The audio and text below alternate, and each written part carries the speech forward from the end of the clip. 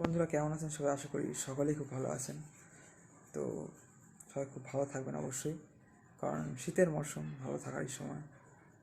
তো আপনাদের ওখানে কেমন ঠান্ডা পড়েছে, কোথায় থাকেন অবশ্যই কমেন্ট করে জানাতে পারেন। এবং খুব শীঘ্রই ভিডিও আসতে রয়েছে, কারণ খুব শীঘ্রই আমাদের ট্রাভেল শুরু হবে এগেন।